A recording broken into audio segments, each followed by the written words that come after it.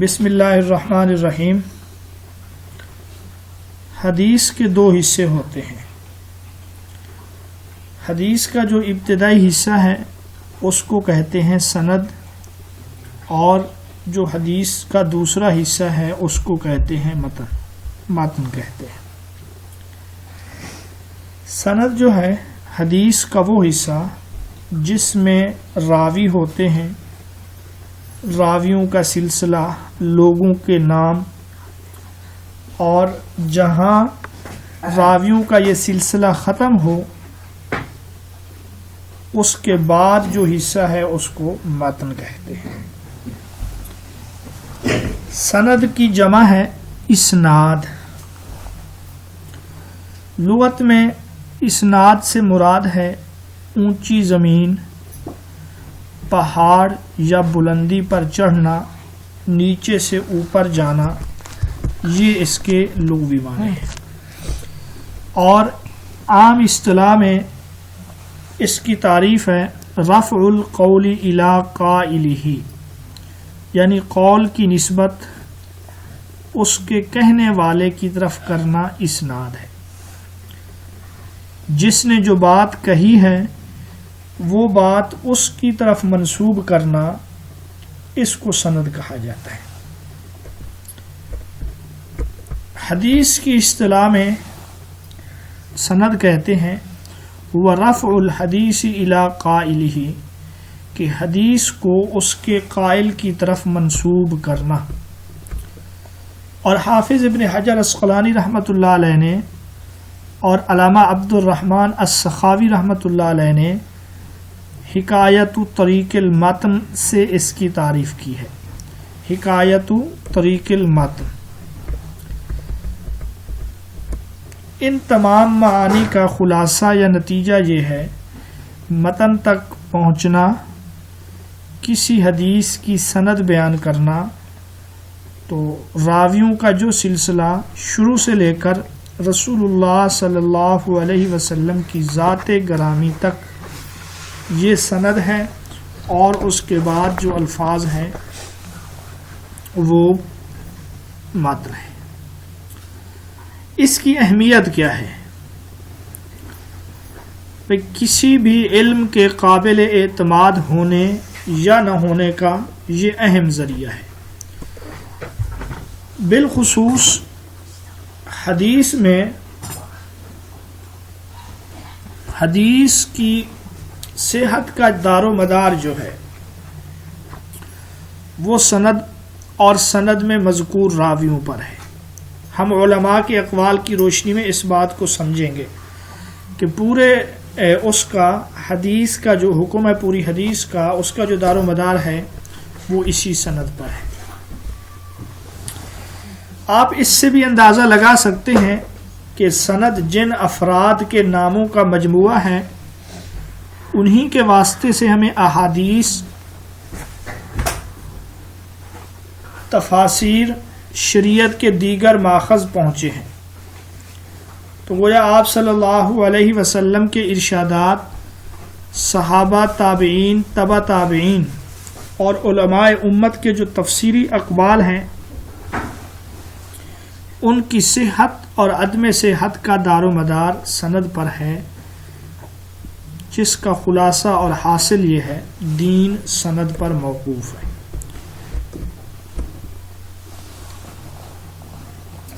اسناد کی روایت، اس کا آغاز اور اس کا ارتقاء کب ہوا؟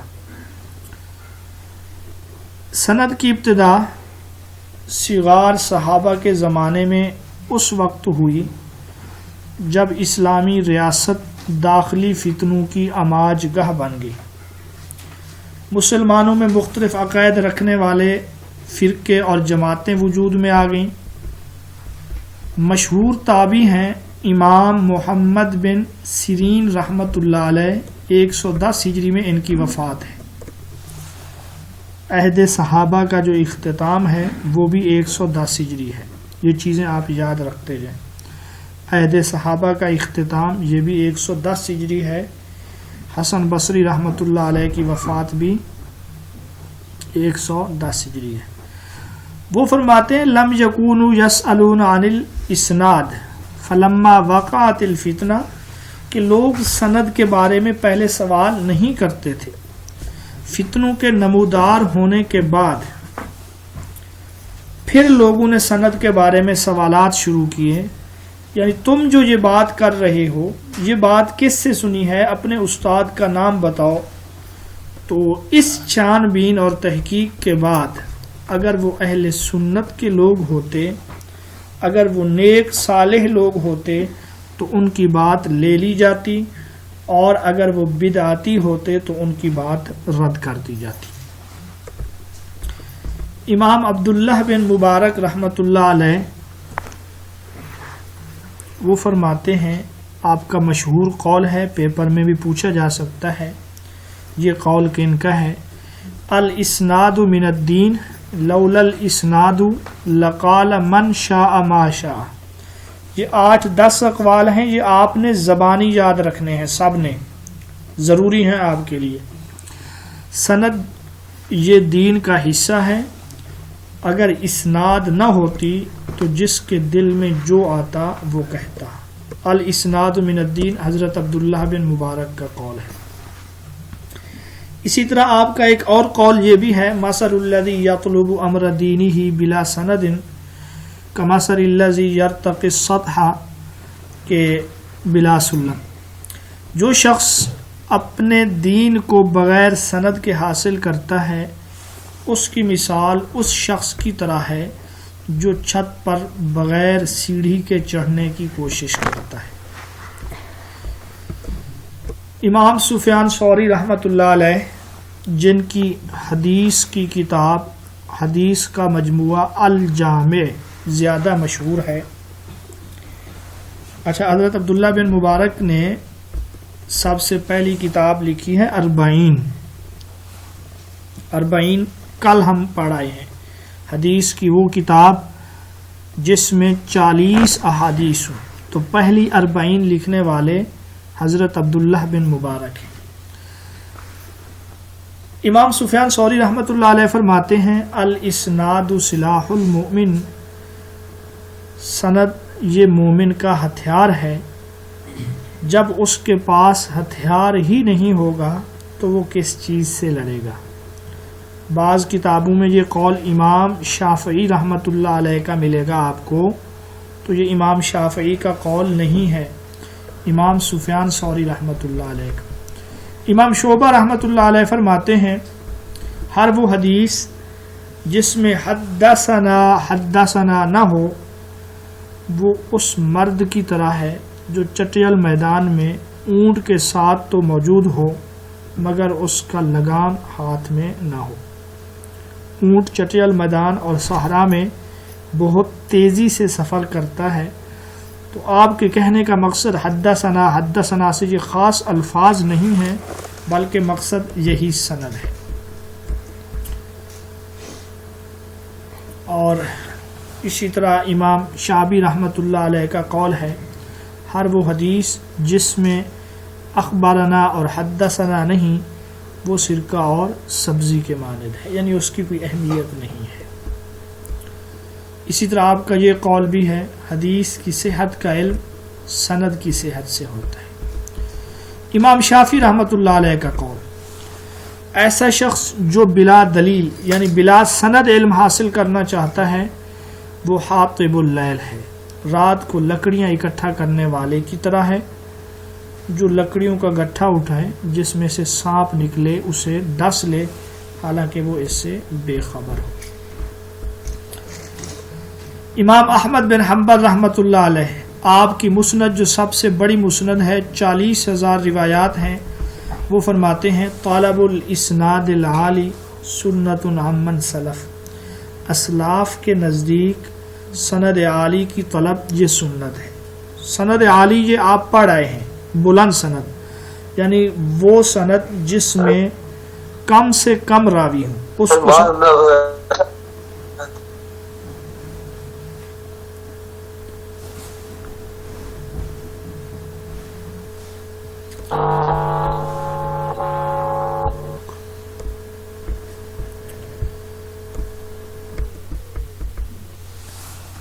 امام الجرح والتعدیل امام یحییٰ بن معین رحمۃ اللہ علیہ 233 ہجری میں فوت ہوئے، امام بخاری کے اساتذہ میں سے ہیں۔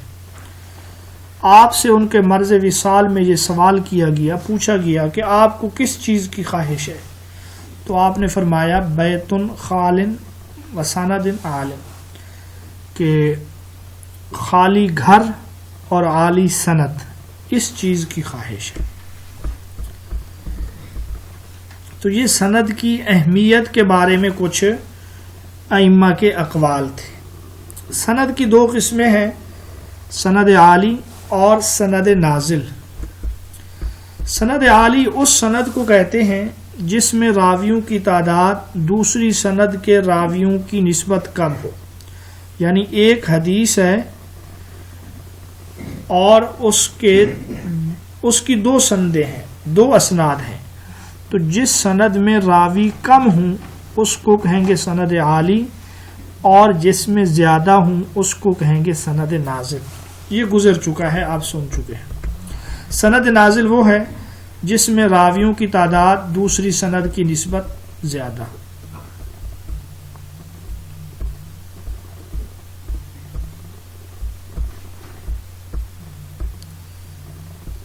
جی، محمد بن سیرین تابعی رحمۃ اللہ علیہ کا یہ قول ہے، ان ھذا العلم دین فانظروا عمن تأخذون دینکم، کہ آپ فرماتے ہیں کہ یہ علم، یہ دین ہے۔ اس زمانے میں صحابہ اور تابعین کے زمانے میں علم کا اطلاق علم حدیث پر ہوتا تھا۔ ان ھذا العلم سے مراد علم حدیث ہے، کہ علم حدیث یہ دین ہے، لہٰذا تمہیں دیکھنا چاہیے کہ تم کس شخص سے اپنا دین حاصل کر رہے ہو۔ اس قول کی نسبت حضرت ابو ہریرہ کی طرف بھی کی جاتی ہے، لیکن وہ جو ہے موضوع ہے، یعنی وہ من گھڑت ہے۔ درست یہ ہے کہ ان ھذا العلم دین، اس کے قائل جو ہیں وہ محمد بن سیرین رحمۃ اللہ علیہ۔ حضرت عبداللہ بن مبارک رحمۃ اللہ علیہ فرماتے ہیں، امام مسلم کی روایت ہے، بیننا و بین القوم القوائم یعنی الاسناد، کہ ہمارے اور لوگوں کے درمیان سند حدیث کے ستون حائل ہیں، یعنی یہاں اس کو سند کو ستون کہا گیا ہے۔ یحییٰ بن سعید رحمۃ اللہ علیہ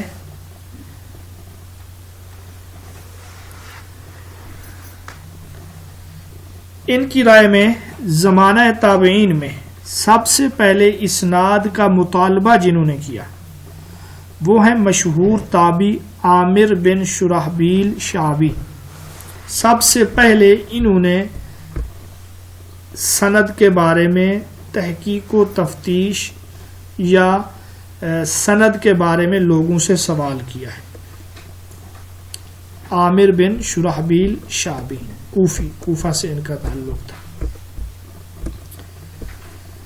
سند کے حوالے سے ابو بکر محمد بن احمد رحمۃ اللہ علیہ فرماتے ہیں کہ مجھے یہ خبر پہنچی ہے، اللہ نے اس امت کو 3 چیزوں کے ساتھ خاص کیا ہے جو اس سے پہلے کسی امت کو نہیں دی گئیں۔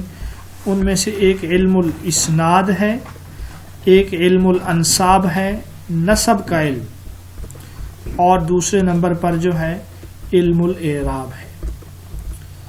اور امام ابو عبداللہ حاکم رحمۃ اللہ علیہ کا قول ہے کہ اگر اسناد کے لیے اس گروہ یعنی محدثین کی طلب اور کثرت مواظبت نہ ہوتی، کثرت مواظبت کا مطلب یہ ہے کہ وہ کثرت سے اس پر ہمیشگی کرتے رہے، اس کی طلب کرتے رہے، تو اسلام کا مینار گر جاتا، ملحدین اور اہل بدعت کو وضع حدیث اور سندوں کے بدلنے کا موقع مل جاتا، حدیثوں کو گھڑنے کا موقع مل جاتا۔ جب اخبار سے مراد حدیث ہے، سند کے بغیر ہوں تو وہ نامکمل ہوتی ہے۔ اسی طرح امام حاکم رحمۃ اللہ علیہ کا یہ قول بھی ہے، سند عالی کو طلب کرنا سنت صحیحہ ہے۔ طلب الاسناد اسناد العالی سنت صحیحہ، کہ یہ ایک ثابت سنت ہے، عالی سند کو طلب کرنا۔ یعنی محدثین کے پاس اگر کوئی حدیث 4-5 واسطوں سے ہوتی تھی، انہیں معلوم ہوتا کہ کسی اور کے پاس بھی یہی حدیث ہے لیکن واسطے کم ہیں، تو وہ اس کے لیے سفر کرتے تھے، اس سے حدیث سننے کے لیے جاتے تھے۔ یحییٰ بن سعید رحمۃ اللہ علیہ فرماتے ہیں متن حدیث کی طرف نہ دیکھو بلکہ سند حدیث کی طرف دیکھو، اگر سند صحیح ہے تو حدیث بھی صحیح ہے۔ امام بخاری رحمۃ اللہ علیہ کے استاد حافظ علی بن مدینی رحمۃ اللہ علیہ وہ فرماتے ہیں معرفت الرجال نصف العلم، پورا ان کا قول التفقہ فی الحدیث نصف العلم ومعرفت الرجال نصف العلم، کہ علم حدیث میں فقہی بصیرت حاصل کرنا یہ آدھا علم ہے، اور معرفت الرجال یعنی راویوں کی پہچان یہ بھی آدھا علم ہے۔ تو گویا کہ یہ نصف علم قرار دے رہے ہیں سند کو، اس سے بھی سند کی اہمیت کا اندازہ لگایا جا سکتا ہے۔ امام اوزاعی شام کے بہت بڑے امام وہ فرماتے ہیں ما ذہاب العلم الا ذہاب الاسناد، علم اٹھ جانے کا مطلب اسناد کا اٹھ جانا، یعنی جہاں سند نہیں ہے تو گویا کہ وہاں علم اٹھ چکا ہے، وہاں علم نہیں ہے۔ امام اعمش رحمۃ اللہ علیہ جب کسی کو بغیر سند کے بیان کرتے ہوئے دیکھتے تو وہ کہتے کہ اصل زر باقی رہ گیا فلاں حدیث، فلاں نے حدیث بیان کی فلاں سے، باقی یا رأس المال، یعنی اصل جو بنیادی چیز ہے، جو رأس المال ہے، وہ باقی رہ گیا ہے۔ امام زہری رحمۃ اللہ علیہ 124 ہجری میں فوت ہوئے، جنہوں نے حضرت عمر بن عبدالعزیز کے کہنے پر احادیث جمع کرنے کا آغاز کیا، اور حشام بن عبد الملک کے کہنے پر 400 احادیث پر مشتمل ایک مجموعہ تیار کیا احادیث کا۔ وہ حدیث کی سند کے بغیر بیان کرنے کو اللہ پر جرأت سمجھتے ہیں، اور آپ کا یہ قول بھی ہے کہ سیڑھی کے بغیر چھت پر چڑھنا ممکن نہیں ہے۔ امام ابن حزم رحمۃ اللہ علیہ کا قول ہے ثقہ کا ثقہ سے نقل کرنا، یہ سین کے ساتھ نہیں ہے، سا کے ساتھ اس کو ہونا چاہیے۔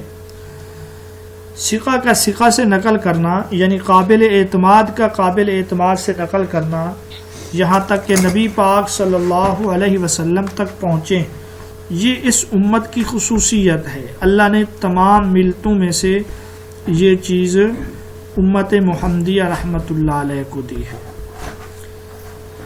یزید بن زرع رحمۃ اللہ علیہ لکھتے ہیں لِكُلِّ دِينٍ فُرْسَانٌ وَفُرْسَانُ هَذَا الدِّينِ أَصْحَابُ الْأَسَانِيدِ، کہ ہر دین کے جو ہے شہ سوار ہوتے ہیں، اور اس دین کے جو شاہ سوار ہیں وہ اصحاب اسناد ہیں۔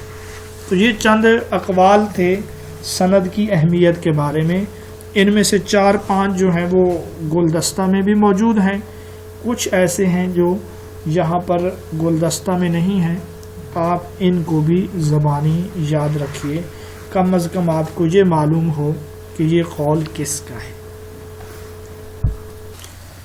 دوسرا حصہ ہے، آواز کا پرابلم ہو رہا ہے۔ دوسرا جو ہے وہ جرح و تعدیل۔ جرح و تعدیل علم اصول حدیث میں یہ ایک اہم علم ہے۔ اس علم کو کہتے ہیں جس میں راوی کی تصدیق یا تکذیب اس کے قابل اعتبار ہونے یا ناقابل اعتبار ہونے سے بحث کی جاتی ہے۔ رات ہم نے پڑھا تھا کہ جو علم اسماء الرجال ہے اس میں راویوں کے بارے میں یہی جانا جاتا ہے ان کی کنیت کیا ہے، ان کے نام کیا ہے، حالات زندگی۔ تو اسی طریقے سے ایک علم ہے اس کو کہتے ہیں جرح و تعدیل، یہ جرح کا لفظی مطلب ہے کسی کو زخمی کرنا. جرح الراوی یا راوی پر جرح، راوی کہتے ہیں حدیث بیان کرنے والے کو، حدیث روایت کرنے والے کو. اب یہ جو جرح الراوی ہے اس کا مطلب یہ ہے راوی کے وہ اوصاف بیان کرنا جو اس کی روایت کو ناقابل قبول بنا دیتے ہیں. تو گویا کہ یہ بھی ایک طرح سے ہم نے اس کو زخمی کر دیا، اس کی بات کو ناقابل قبول بنا دیا. اب اس کی روایت یا تو اس وجہ سے ناقابل قبول ہوتی ہے کہ اس کی عدالت میں کوئی خرابی ہے، اس کے حافظے یا یادداشت میں کوئی خرابی ہے. جو ہم پیچھے پڑھ رہے ہیں کہ اسباب طعن جو 10 ہیں، 5 کا تعلق اس کے کردار سے ہے، عدالت سے ہے، 5 کا تعلق اس کے حافظے سے ہے. تعدیل یہ عدل سے ہے، لفظی معنی ہے برابری، درمیانہ راستہ، کسی چیز کو درست کرنا، ٹھیک کرنا. یہ عدل ظلم کا متضاد ہے. تعدیل عدل سے نکلا ہے، عدل جو ہے ظلم کا متضاد ہے. اور عدالت سے مراد یہ ہے کہ راوی کو درست قرار دینا، راوی کی ایسی صفات بیان کرنا جو اس کی روایت کو قابل قبول بنا دیتی ہیں. بھئی اب عدالت کا پتہ کیسے چلے گا؟ عدالت کے لیے معیار کیا چیز ہے؟ تو عدالت کے لیے معیار جو ہے کہ وہ راوی فرائض کا قیام کرتا ہو، یعنی فرائض مکمل کرتا ہو، حرام چیزوں سے بچتا ہو، اور جو چیز اس کو روایت کی جائے اس کو محفوظ رکھتا ہو، اس کو عدالت کہیں گے. یعنی راوی مسلمان ہے، عاقل بالغ ہے، جو ضروری کام ہے وہ کرتا ہے، جن کاموں سے بچنا ہے ان سے وہ بچا ہوا ہے، تو اس کو کیا کہتے ہیں؟ عدالت. اگر کسی راوی کے بارے میں کچھ نے اس کی تعریف کی ہو اور کچھ نے تنقید کی ہو تو محدثین کی رائے میں تنقید کو فوقیت حاصل ہوگی. اس چیز کا نام ہے کہ جرح تعدیل پر مقدم ہے.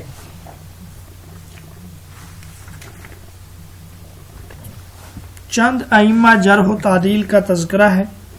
امام سفیان ثوری رحمۃ اللہ علیہ ہیں، عبداللہ بن مبارک ہیں، وکی بن جراح ہیں، یحییٰ بن سعید ہیں، عبد الرحمن بن مہدی، امام شافعی، یحییٰ بن معین رحمۃ اللہ علیہ، علی بن مدینی ہیں، امام احمد بن حنبل، امام بخاری، امام مسلم، امام نسائی، خطیب بغدادی، علامہ ابن عبد البر، امام حاکم، اسی طرح امام دارقطنی، امام ذہبی رحمۃ اللہ علیہ. یہ بہت سارے نام ہیں، یہ بہت بڑے امام گزرے ہیں جرح و تعدیل کے.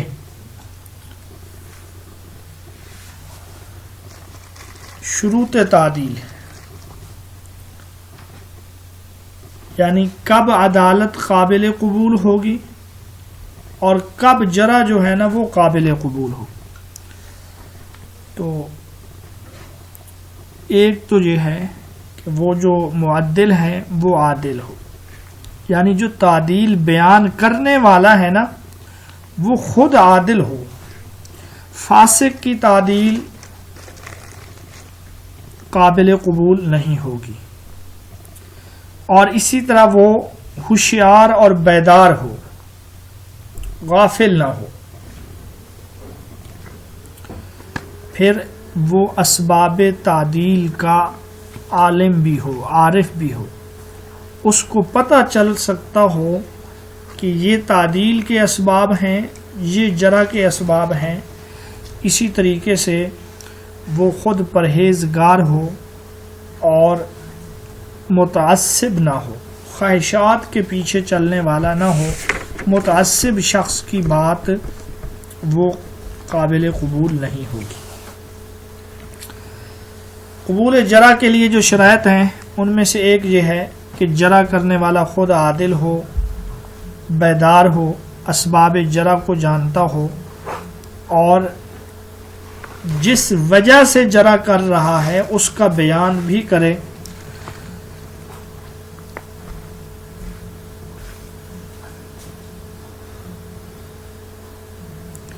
اسی طریقے سے جو لوگ اس قدر مشہور ہیں کہ ان کی شہرت حد تواتر کو پہنچی ہوئی ہو، ان کی عدالت سب لوگوں کے نزدیک مسلم ہو، ایسے امام پر اگر کوئی جرح کرے تو اس کی جرح جو ہے قابل قبول نہیں ہوگی۔ جیسے کوئی امام نافع پر جرح کر دے، امام مالک پر کر دے، امام بخاری پر کر دے، تو یہ جرح جو ہے یہ قابل قبول نہیں ہوگی۔ اچھا، اس کے بعد جرح و تعدیل کے کچھ مراتب ہیں، کچھ الفاظ ہیں۔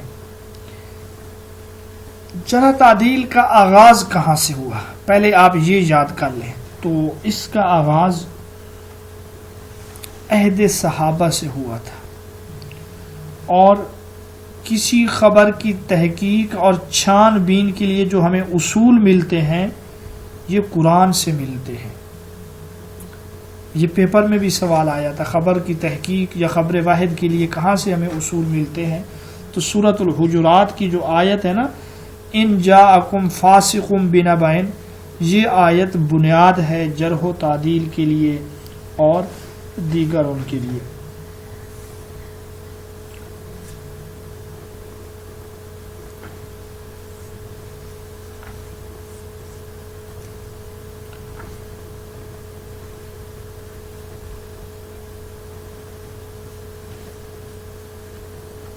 ٹھیک ہے، تو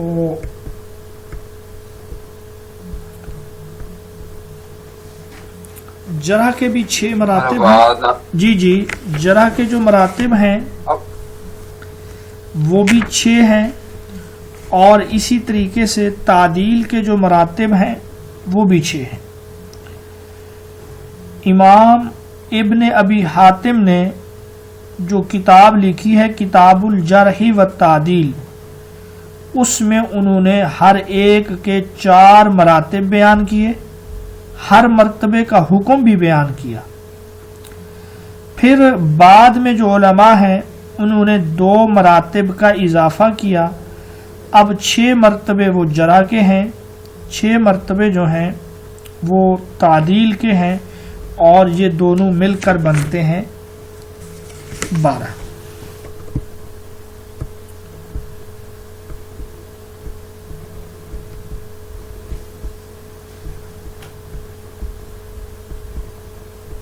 سر جی آواز نہیں آ رہی۔ جی سکالر، جرح کے جو جرح کے جو 6 مراتب ہیں، جرح کے جو 6 مراتب ہیں ان کو ہم پڑھ رہے ہیں۔ ان میں سے پہلا مرتبہ اس کے لیے جو الفاظ ہیں وہ ہے فیہ مقال، یعنی ایسے الفاظ جن میں نرمی ہو۔ یہ ضعف کی انتہائی ہلکی جو قسم ہے، اور تعدیل کے قریب جو صورت ہے اس کے اوپر دلالت کرتے ہیں۔ فیہ مقال، مثلا اس کے بارے میں کچھ اقوال ہیں، یا فلان لین الحدیث، کہ فلان جو ہے نا حدیث میں نرم ہے، یا غیرہ اوثق منہ، دوسرا اس سے زیادہ ثقہ ہے، وغیرہ۔ تو جرح کا پہلا مرتبہ وہ ہے جس میں نرم انداز میں اس پر جرح کی گئی ہو۔ دوسرا مرتبہ جو ہے اس میں ایسے الفاظ کا ذکر ہو جس سے اس راوی کی روایت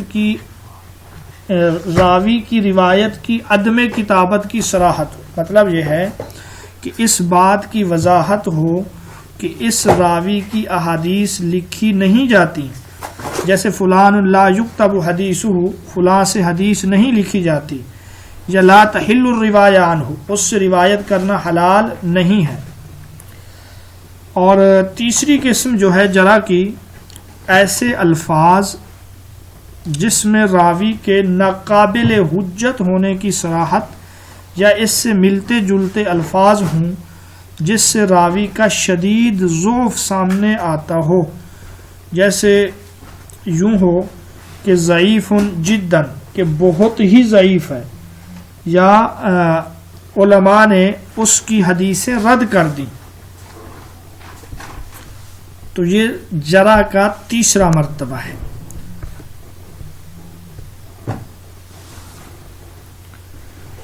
اور جرح کا جو چوتھا مرتبہ ہے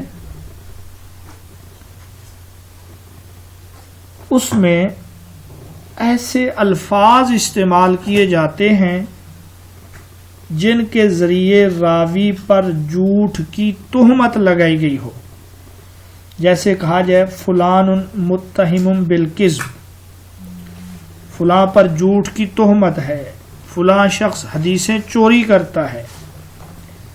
تعدیل کا جو جرح کا جو پانچواں مرتبہ ہے اس میں ایسے الفاظ ذکر کیے جاتے ہیں جن میں جھوٹ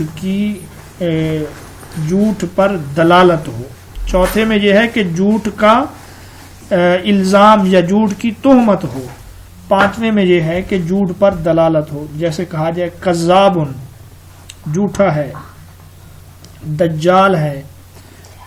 اور آخری جو جرح کا سب سے سخت ترین مرتبہ ہے وہ جس میں ایسے الفاظ کا استعمال ہو جو جھوٹ کی عادت کی انتہا پر دلالت کریں، اور یہ سب سے بدترین جرح ہے۔ مثلا یہ کہا جائے اکذب الناس، لوگوں میں سب سے بڑا جھوٹا ہے، یا جھوٹ تو اس پر ختم ہے، یا وہ جھوٹ کا ایک پلندہ یا ایک ستون ہے۔ یہ الفاظ جو ہیں جرح میں انتہائی سخت الفاظ شمار کیے جاتے ہیں۔ اچھا، یہ جرح کے الفاظ تو آپ کے سامنے آ چکے ہیں۔ اسی طرح تعدیل کے بھی 6 مراتب ہیں، جن میں سے جو پہلا مرتبہ ہے نا وہ ہے جو توثیق میں، یعنی اس کے قابل اعتماد ہونے میں مبالغے پر دلالت کرے۔ جیسے کہا جائے کہ وہ لوگوں میں سب سے زیادہ ثقہ ہے، سب سے زیادہ قابل اعتماد ہے۔ فلان الیہ المنتہا فی السبت، سبت کا اس پر اختتام ہے۔ توثیق کا جو دوسرا مرتبہ ہے، توثیق کا جو دوسرا مرتبہ ہے جس میں ایک صفت کو 2 مرتبہ دہرایا جائے، یا پھر یہ ہے کہ 2 ہم معنی الفاظ استعمال کیے جائیں، مثلا کہا جائے ثقۃ ثقۃ، اسی طرح یہ ہے کہ ثقۃ ثبت، یہ الفاظ استعمال کیے جائیں۔ تعدیل کا جو تیسرا مرتبہ ہے بغیر تاکید کے ایسے الفاظ کا استعمال جو توثیق پر دلالت کرتے ہوں، یعنی ایک مرتبہ کہا جائے ثقہ، ایک مرتبہ کہا جائے ثبت وغیرہ۔ توثیق کا جو چوتھا مرتبہ ہے اس میں ایسے الفاظ استعمال کیے جاتے ہیں جو راوی کی تعدیل پر تو دلالت کرتے ہیں لیکن اس کے ضبط اور حافظے کا اس میں تذکرہ نہیں ہوتا۔ مثلا کہا جائے فلان صدوق، فلان جو ہے سچا ہے، بھئی سچا ہے ٹھیک ہے، ایماندار ہے ٹھیک ہے، اس کا حافظہ کس طریقے سے ہے اس کا یہاں پہ تذکرہ نہیں ہے۔ توثیق کے جو 5واں مرتبہ ہے وہ ایسے الفاظ کا استعمال ہو جس میں راوی کی توثیق یا اس کی جرح پر کوئی علامت نہ ہو، یعنی ایسے الفاظ کا استعمال ہو جو نہ تو توثیق کو ہم اس سے سمجھ سکیں نہ اس سے جرح. مثلا کہا جائے روا عنہ الناس کہ لوگوں نے اس سے روایت کیا. اب وہ لوگ روایت کرنے والے کیسے تھے، اچھے تھے، برے تھے وغیرہ، اس چیز کا ذکر نہیں. یہ ہمارے کتنے مراتب ہو گئے ہیں؟ 5 ہو گئے ہیں. توثیق کا جو آخری مرتبہ ہے چھٹا، ایسے الفاظ جو جرح کے قریب کا شعور دلائیں، یعنی ایسے الفاظ جو جرح کی طرف اشارہ کرنے والا ہو. جیسے کہا جائے فلان صالح الحدیث، فلاں کی روایت قابل قبول ہے. قابل قبول سے اشارہ ہے اس بات کی طرف کہ کچھ نہ کچھ اس میں گڑبڑ ہے، مسئلہ ہے. یا یکتب حدیثہ، اس سے حدیث روایت لی جاتی ہے، اس کی حدیث یکتب حدیثہ، اس کی حدیث جو ہے لکھی جاتی ہے. تو یہ 6 مراتب ہیں جرح کے. تیسرے والے بتا دیں. ہاں، تیسرے والا جو ہے اس میں یہ ہے کہ اس کی توثیق کے لیے الفاظ بغیر تاکید کے استعمال ہوں. دوسرے درجے میں تھا نا 2 مرتبہ ایک لفظ استعمال ہوتا ہے، ثقۃ ثقۃ ثقۃ ثبت. اب یہ الگ استعمال ہو، یا صرف ثقہ استعمال ہو یا صرف ثابت استعمال ہو، تو یہ تیسرا درجہ ہے.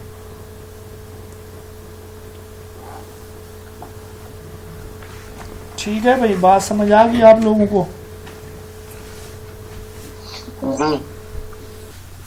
اب آپ ان کا حکم بھی سن لیں. یہ جو توثیق کے 6 مراتب ہیں، ان میں سے پہلے 3 مراتب کی روایات مستقل حجت ہیں، دلیل ہیں. توثیق کے 6 مراتب میں سے پہلا مرتبہ مبالغے کا استعمال ہو، دوسرا مرتبہ الفاظ میں تکرار ہو، تیسرا مرتبہ ہے کہ الفاظ بغیر تکرار کے ہوں. اب یہ جو ہیں یہ مستقل دلیل ہیں، حجت ہیں. چوتھے اور 5ویں مرتبے کی جو روایات ہیں، اگر یہ اوپر والے 3 مراتب کے مطابق ہوں تو قابل قبول ہوں گی، ورنہ نہیں. اگر مخالف ہوں تو پھر نہیں. چھٹا جو مرتبہ ہے، یہ روایت بطور شاہد کے، بطور متابعت کے ذکر کر سکتے ہیں. اچھا، اب ہم آ جاتے ہیں جرح کی طرف. جرح کے ہم نے 6 مراتب پڑھے تھے. اب جرح میں جو مرتبہ ہے جس میں مبالغے کے ساتھ جرح ہو، جو ہم نے یہاں آخری مرتبہ پڑھا ہے، یعنی یہ کہا جائے کہ جھوٹ اس پر ختم ہے، یا وہ الفاظ جن میں جھوٹ کا الزام ہو، یا پھر جھوٹ کی صراحت ہو، یا ہم نے ایک پڑھا تھا کہ ایسے الفاظ کی صراحت ہو کہ اس کی حدیث نہیں لکھی جاتی. تو یہ جو 4 مراتب ہیں، ان کی روایت نہ مستقل قابل قبول ہوگی اور نہ ہی بطور متابعت اور شواہد کے قابل قبول ہوگی. ہاں تعدیل، ہاں جرح جس میں معمولی قسم کی جرح ہو، جو یہاں ہم نے پہلی اور دوسری قسم پڑھی ہے، وہاں بطور متابعت اور شواہد کے روایت تو قابل قبول ہوگی، ورنہ وہ روایت قابل قبول نہیں ہوگی. ٹھیک ہے بھئی، یہ بات بھی سمجھ آ گئی آپ لوگوں کو؟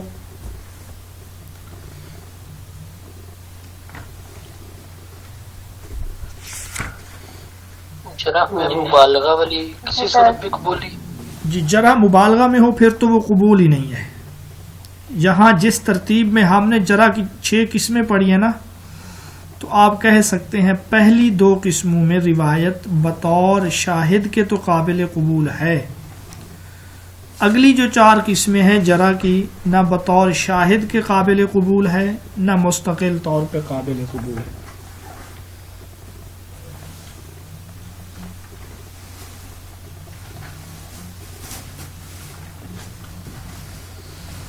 اچھا سکالر، یہ بحث ختم ہے۔ کتب حدیث کے طبقات، طبقہ کسے کہتے ہیں؟ طبقہ راویوں کا ایک گروہ جو ہم عصر ہوں، کسی استاد سے علم حاصل کرنے میں شریک ہوں، تو راویوں کے اس گروہ کو، اس مجموعے کو ایک طبقہ کہا جاتا ہے۔ راویوں کا جو ہم عصر راوی ہوں، ہم عمر راوی ہوں، یا کسی استاد سے تحصیل علم میں شریک ہوں، تو اس چیز کو کیا کہا جاتا ہے؟ طبقہ۔ اس کی جمع ہے طبقات۔ یہاں کتب حدیث کی بھی کچھ طبقات ہیں، طبقہ اولا، طبقہ ثانیہ وغیرہ۔ تو شاہ عبد العزیز رحمۃ اللہ علیہ نے اپنے شاگرد کو ایک خط کے جواب میں کتب حدیث کو 5 طبقات میں تقسیم کیا ہے۔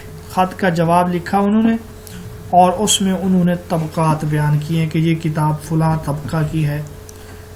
ان میں سے جو پہلا طبقہ ہے، اس میں وہ کتابیں شامل ہیں جن کے مؤلفین نے صرف اور صرف ان احادیث کو جمع کیا ہے جو ان کے نظریہ کے مطابق حدیث صحیح کی شرائط کے مطابق ہے۔ تو طبقہ اولا میں اعلیٰ درجے کی حدیث کی کتابیں ہیں، مثلا اس میں بخاری ہے، اس میں مسلم ہے، اس میں معطا ہے، صحیح ابن حبان ہے، صحیح ابن خزیمہ ہے، صحیح ابن العوامہ ہے، مستدرک حاکم ہے۔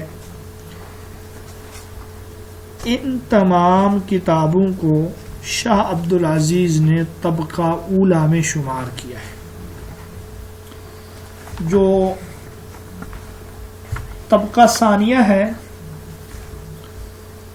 اس طبقہ میں وہ کتب حدیث شامل ہیں جن کے مؤلفین نے یہ التزام کیا ہے کہ حسن درجے سے کم حدیث یا نہ آئے، کم از کم حسن درجے کی حدیث ہو، حسن سے نچلے درجے کی کوئی حدیث اس میں نہ ہو۔ اگر کوئی ضعیف حدیث نقل بھی کی ہے تو اس کے ضعف کو ظاہر کر دیا ہے انہوں نے۔ اس طبقہ میں جو کتابیں ہیں، سب سے پہلی کتاب ہے سنن نسائی، دوسرے نمبر پر جو ہے وہ سنن ابی داؤد ہے، اور تیسرے نمبر پر جو ہے وہ ترمذی شریف ہے، چوتھے نمبر پر سنن دارمی ہے، اور شاہ ولی اللہ محدث دہلوی جو ہیں مسند احمد کو بھی اسی دوسرے طبقہ میں شمار کرتے ہیں۔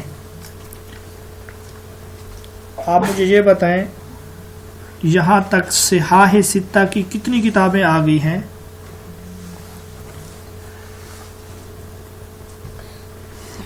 سر 5 کتابیں، 5 ابن ماجہ ابھی کتابیں تک آ گئی، ابن ماجہ نہیں ہے۔ تو گویا کہ صحاح ستہ کی جو کتابیں ہیں ان میں سے بخاری اور مسلم طبقہ اولا میں ہیں، ترمذی اور ابو داؤد اور اس کے علاوہ سنن نسائی یہ دوسرے طبقہ میں ہے۔ تیسرا جو طبقہ ہے اس میں ان کتابوں کو شامل کیا جاتا ہے جن میں ہر طرح کی احادیث موجود ہیں، جیسے صحیح بھی، ضعیف بھی، حسن بھی۔ ان میں سب سے پہلے سنن ابن ماجہ ہے، سنن دارقطنی ہے، مصنف عبد الرزاق ہے، مسند دارمی ہے، اور اس کے علاوہ دیگر کتابیں ہیں، مسند حمیدی وغیرہ، یہ سب اسی میں ہیں۔ یہ سنن دارمی ہم نے اس طبقہ ثانیہ میں بھی لکھ لی ہے. سنن دارمی کو آپ نے طبقہ ثانیہ میں لکھا ہے. ہاں بہت اچھا سوال کیا آپ نے. سنن دارمی کو بعض حضرات اس کو دوسرے طبقہ میں ذکر کرتے ہیں، بعض حضرات اس کو تیسرے طبقہ میں ذکر کرتے ہیں. جی چوتھے طبقہ کی طرف آتے ہیں. اس طبقہ میں وہ کتابیں شامل ہیں جن میں اکثر و بیشتر احادیث ضعیف ہیں، جن میں اکثر و بیشتر احادیث ضعیف ہیں. شاہ عبد العزیز رحمۃ اللہ علیہ نے تو یہاں تک کہہ دیا کہ ہر حدیث ضعیف ہے. اس طبقہ میں کون سی کتابیں ہیں؟ اس طبقہ میں نوادر الاصول ہے، الکامل ہے ابن عدی رحمۃ اللہ علیہ کی، تاریخ الخلفاء ہے جلال الدین سیوطی کی، تاریخ دمشق ہے ابن عساکر کی، کتاب الضعفاء ہے امام عقیلی کی. یہ اس طبقہ میں ہے. پانچویں طبقہ میں وہ کتابیں شامل ہیں جو موضوعات کے تذکرے میں لکھی گئی ہیں. پانچویں طبقے میں وہ کتابیں شامل ہیں جو موضوعات کے تذکرے میں لکھی گئی ہیں، یعنی ان میں موضوع روایات لکھی گئی ہیں، جیسے کہ الموضوعات ہے ابن جوزی رحمۃ اللہ علیہ کی، اور اسی طرح موضوعات الکبیر ہے ملا علی قاری کی وغیرہ. تو یہ جو ہے نا 5 طبقات ہیں کس چیز کے بھائی؟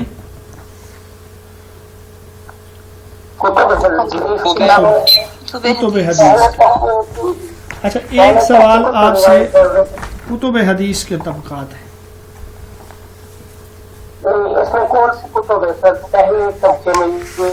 پہلے طبقے میں بخاری ہے، مسلم ہے، موطا ہے، یہ کتابیں مشہور ہیں. ٹھیک ہے بھائی. اب ہم پڑھتے ہیں صحابہ کے طبقات. صحابہ کے طبقات کتنے ہیں؟ تو ابن سعد رحمۃ اللہ علیہ کے نزدیک کسی کو پتہ ہے کتنے طبقات ہیں؟ سر 5 ہیں. ہاں ابن سعد کے نزدیک جو نا صحابہ کے طبقات جو نا وہ 5 ہیں. اب وہ 5 ہیں کون سے؟ ان میں سے ابن سعد کہتے ہیں جو پہلا طبقہ ہے نا وہ بدری مہاجرین ہے. صحابہ کا پہلا طبقہ بدری مہاجرین، بدر میں شریک مہاجر صحابہ. دوسرا طبقہ جو ہے وہ ہے بدری انصار، بدر میں موجود اور شریک انصار صحابہ. تیسرا طبقہ جو ہے وہ صحابہ جو شروع میں ہی مشرف با اسلام ہوئے، حبشہ کو ہجرت کر گئے، غزوہ احد میں شریک ہوئے، غزوہ بدر میں شریک ہونے سے قاصر رہے، احد میں شریک ہوئے. چوتھا طبقہ وہ صحابہ جو فتح مکہ سے پہلے اسلام لائے. اور 5ویں نمبر پر وہ صحابہ ہیں جو فتح مکہ کے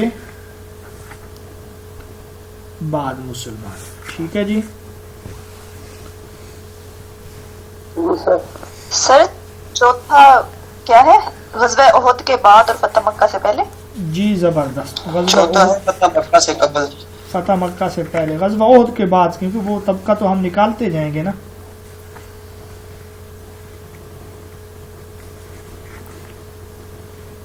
ٹھیک ہے جی، یہ بات بھی ہو گئی.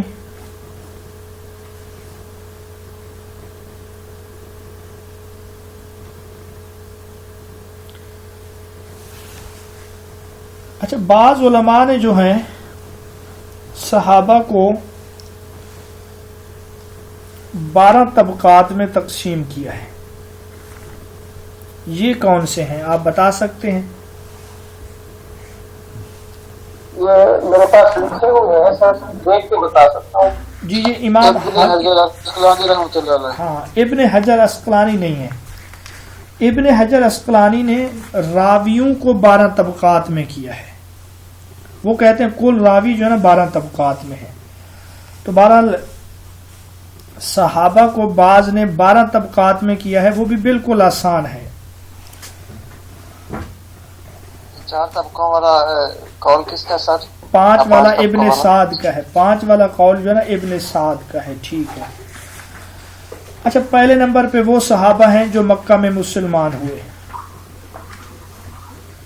دوسرے نمبر پر وہ صحابہ ہیں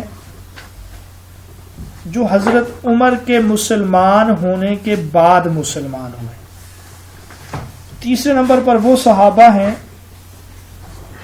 جو حبشہ ہجرت کر کے چلے گئے، پہلی مرتبہ جو حبشہ کی طرف ہجرت ہوئی، 11 مرد اور 4 عورتیں تھیں۔ چوتھے طبقہ میں وہ صحابہ ہیں جو بیعت عقبہ اولی میں شریک تھے، 12 انصاری بیعت عقبہ اولی میں شریک تھے۔ 5ویں طبقہ میں وہ ہیں جو بیعت عقبہ ثانیہ میں شریک تھے، اور یہ آپ کو پتہ ہو 75 افراد تھے، جن میں سے 2 خواتین تھیں۔ 6ٹھے طبقہ میں وہ صحابہ شمار ہوتے ہیں جو مدینہ میں اس وقت پہنچے کہ نبی پاک صلی اللہ علیہ وسلم ابھی قباء میں موجود تھے، مدینہ میں نہیں پہنچے تھے۔ 7واں طبقہ اہل بدر کا ہے۔ 8واں طبقہ وہ صحابہ ہیں جو بدر اور احد کے درمیان میں ہجرت کر کے مدینہ پہنچے، مسلمان ہوئے۔ 9واں طبقہ میں وہ ہیں جو صلح حدیبیہ کے موقع پر 1400 صحابہ موجود تھے۔ 10ویں طبقہ میں وہ ہیں جنہوں نے صلح حدیبیہ کے بعد فتح مکہ سے پہلے ہجرت کی ہے، جیسے حضرت خالد بن ولید ہیں، حضرت عمرو بن عاص ہیں، عثمان بن ابی طلحہ ہیں رضی اللہ تعالیٰ عنہ، اور یہ 10ویں نمبر پر ہے۔ 11ویں نمبر پر وہ ہیں جو فتح مکہ کے موقع پر مشرف با اسلام ہوئے، ان کی تعداد تقریباً 1000 کے قریب ہے۔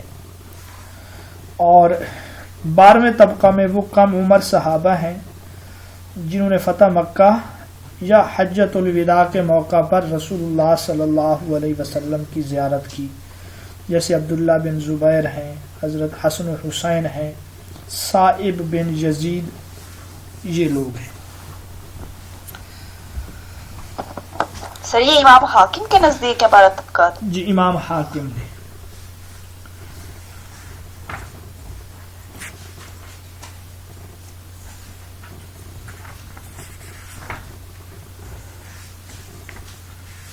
ٹھیک ہے سکالر، طبقات کا مستحضر ہونا ضروری ہے جی؟ نہیں، مستحضر ہونا ضروری نہیں ہے، تعداد آپ یاد رکھیں، باقی انٹرویو میں جب آپ جائیں گے تو ممکن ہے آپ سے پوچھا جائے طبقات کے فوائد کیا ہیں۔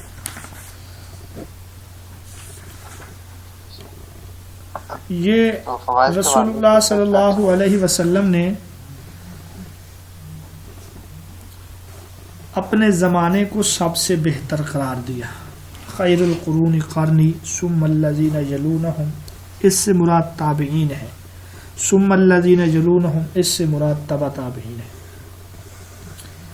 صحابہ میں آخر میں جو صحابی فوت ہوئے بالاتفاق وہ ہیں ابو طفیل عامر بن واصلہ لیثی۔ آخر میں جو صحابی فوت ہوئے ان کا کیا نام ہے؟ ابو طفیل عامر بن واصلہ لیثی، مکہ میں فوت ہوئے، یہ آپ لازمی اس کو یاد رکھیں۔ روایات کے لحاظ سے سارے صحابہ برابر نہیں ہیں، 7 صحابی ایسے ہیں جن کو کثیر الروایہ کہا جاتا ہے، جن کی روایات کی تعداد 1000 سے اوپر ہے۔ ان میں سے حضرت ابو ہریرہ رضی اللہ تعالی عنہ ہیں، 5374 روایات ہیں ان سے۔ ابو ہریرہ کا معنی ہے بلیوں کا باپ۔ 7 ہجری میں یہ مسلمان ہوئے ہیں، 59 ہجری میں ان کی وفات ہوئی ہے۔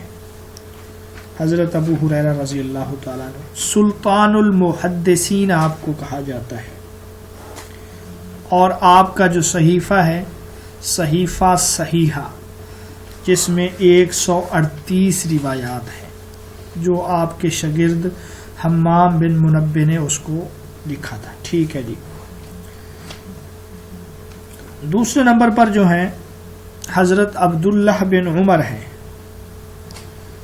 ان کی تعداد ہیں 2630. حضرت حفصہ کے حقیقی بھائی ہیں, حضرت عمر کے بیٹے ہیں. صحابہ میں 4 عبداللہ مشہور تھے, ان میں ایک یہ بھی ہیں جن کو عبادلہ اربع کہا جاتا ہے. عبداللہ بن عمر, عبداللہ بن عباس, عبداللہ بن زبیر اور عبداللہ بن عمرو بن عاص رضی اللہ تعالی عنہ. ان کی وفات 73 ہجری میں ہوئی ہے. اور صحابہ میں کثیر الروایہ میں تیسرے نمبر پر, یہ تیسرے کا سوال بھی پوچھا گیا ہے کہ حضرت انس بن مالک یہ تیسرے نمبر پر ہیں. ان کی روایات جو ہیں 2286 ہیں. خادم رسول ہیں, 10 سال تک رسول اللہ نے انہوں نے خدمت کی, اور آپ ان کو یا ذل اذنین کہتے تھے. ذل اذنین, 2 کانوں والے, پیار اور محبت سے کہا کرتے تھے. بصرہ میں سب سے آخر میں فوت ہونے والے صحابی ہیں. بصرہ میں سب سے آخر میں یہ فوت ہوئے. 93 ہجری میں ان کی وفات ہے, اور 93 ہجری میں امام مالک کی پیدائش بھی ہے. اور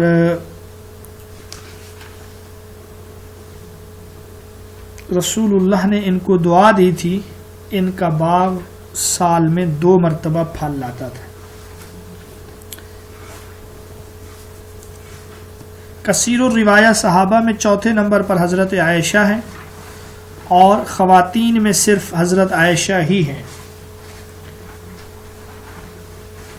ان کی جو روایات ہیں وہ 2210 ہیں. 2210 روایات ہیں حضرت عائشہ سے. خواتین میں حضرت عائشہ کے بعد جو روایات ہیں وہ حضرت ام سلمہ سے ہیں. حضرت عائشہ کی وفات 57 یا 58 ہجری ہے. کثیر الروایہ صحابہ میں 5ویں نمبر پر عبداللہ بن عباس ترجمان القرآن. ان سے روایات ہیں 1660 1660. ٹھیک ہے. اور رسول اللہ نے ان کو دعا دی تھی. ان کی وفات 68 ہجری میں ہوئی ہے. طائف میں محمد بن حنفیہ نے ان کی نماز جنازہ پڑھی. مکہ میں حدیث کا مدرسہ کھولنے والے, تفسیر کا مدرسہ کھولنے والے بھی آپ ہیں. کثیر الروایہ صحابہ میں 6 نمبر پر حضرت جابر بن عبداللہ ہیں. 1540 روایات یعنی 1540 روایات آپ سے مروی ہیں. آپ کے والد غزوہ احد میں شہید ہوئے. حضرت جابر کہتے ہیں کہ میں نے 19 لڑائیوں میں رسول اللہ کے ہمراہ شرکت کی ہے. ان کے حوالے سے ایک بات یہ بھی یاد رکھیں, ایک حدیث کی خاطر انہوں نے ملک شام تک کا سفر کیا تھا. وہ صحابی جو ایک حدیث کی خاطر ملک شام تشریف لے گئے. کثیر الروایہ صحابہ میں آخری نمبر پر حضرت جابر بن عبداللہ کی جو وفات ہے نا وہ 74 ہجری ہے, مدینہ میں. حضرت ابو سعید خدری رضی اللہ تعالیٰ عنہ ہیں, آپ سے 1170 روایات مروی ہیں. 1170 روایات مروی ہیں حضرت ابو سعید خدری رضی اللہ تعالیٰ عنہ سے. حضرت ابو سعید خدری کی وفات بھی 74 ہجری ہے. ٹھیک ہے سکالر. تو یہ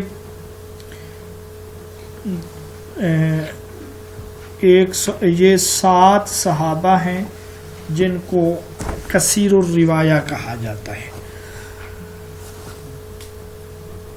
ان کی تعداد یاد رکھنا یہ آپ کے لیے ضروری ہے, نئے پرانے تمام سکالر کے لیے, جہاں غلطی کی گنجائش نہیں ہے.